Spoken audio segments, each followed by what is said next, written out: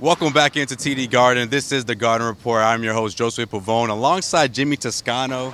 What up, man? Celtics stretched their winning streak to 14 straight, Whoa! and it doesn't get much more impressive than this win, Jimmy. A lot of anticipation coming into this game, of course, for obvious reasons. The two of the hottest teams in the league going at it right here in Boston.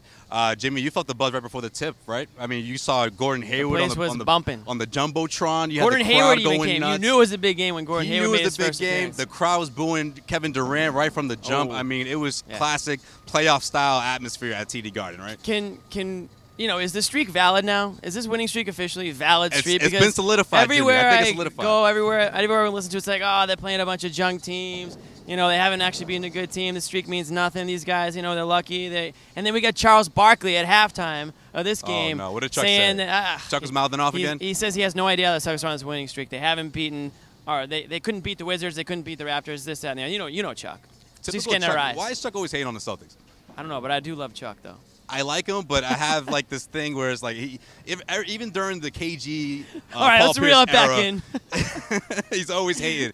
Anyways, though, that's enough time for Chuck. That's it. No more Chuck talking on Garden Report, because the Celtics went on a 19-0 run in the third quarter. Incredible stuff. Hey, don't forget the first run they went on. Was that 15-4?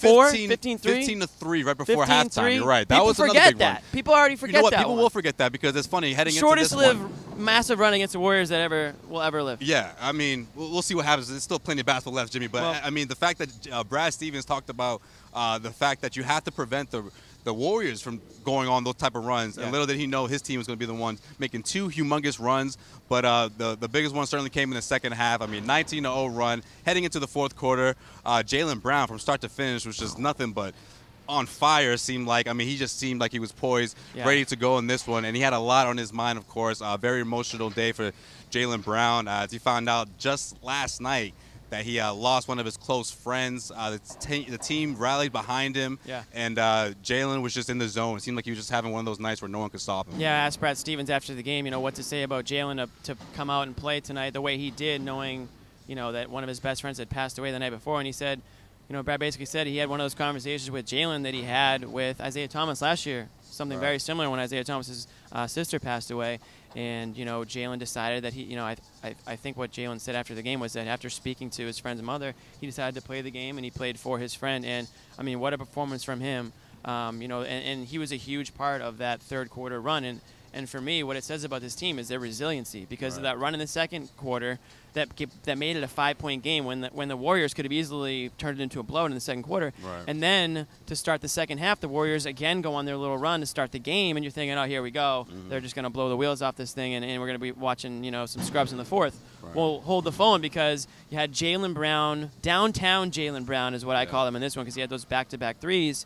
And he was all over the place, both ends of the ball. I know his block was technically apparently all arm on the block on the other end there in between those threes, but he's all over the place. I love the effort he's putting in when the Celtics are up 15 or down 15, and I think the team is thriving off that. They see that it's contagious when you see guys jumping for blocks, coming down the other end, sky high for dunks.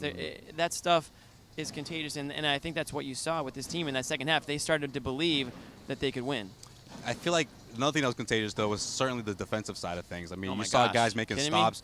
Marcus Smart. You held the Warriors to 88 points. I mean, what the hell? Just look at the box score, right? But the one thing I have to point out is the fact that Marcus Smart, 1 point, but he's a plus 15. I mean, that's how big he was. Come on, Jimmy. You got to give him his props. He happened to be on that run there. I mean, he's one person. There's so many people you can give props to, but I think he's one of them. Kyrie Irving, of course, found his momentum in that fourth quarter. But Jimmy, let me ask you this. I'm going to put Marcus Smart a little bit further down the totem pole on the credit tonight. I thought he hurt them in a lot of places, but your point stands. He's in that game. He's in that game because even though he's that off on offense, he's so important to them on defense. That's why he's in that game. Yeah, he also made a boneheaded play down the stretch. That's true. No, last point. Jim, let me ask you this. A lot of open looks, though. Let's face it. The Warriors had a lot of open looks that they typically make. Klay Thompson, Steph Curry. So, I mean, you look at the box score. But so did Kyrie, though. You see, Kyrie did too, but he was more aggressive in going inside. But my point is, for a team that crawled out of this win in the last seconds of the game here, Was this more of Warriors not hitting their shots, or was this more of a Celtics coming together in the last couple of minutes? China. Look at you, man. You're just as bad as everybody else. You're going to say that tomorrow. The winning streak still means nothing. The Warriors just weren't hitting their shots. I'm not trying to knock them, but I'm calling what it is. I'm giving one of, if not the best defensive team in the NBA. I'm going to give them some credit for playing some damn good defense tonight.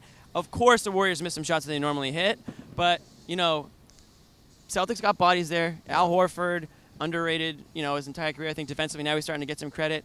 And we already talked about Jalen. I thought Tatum. We didn't even talk about Tatum. I thought he had a great game. Yeah, he woke up. He woke up. He was to contain these guys the way they did. I think the Celtics need to be commended for it. Right. Sign us off. Okay. Get us out of here. All right, We're getting kicked out anyway. Jimmy's getting anxious. These guys are about to tear up this court, so let's wrap it up. Once again, the Celtics stretched the streak to 14 straight, 92-88 at TD Garden. I am Josue Pavone. He is Jimmy Toscano. This has been the Garden Report for CLNS Media.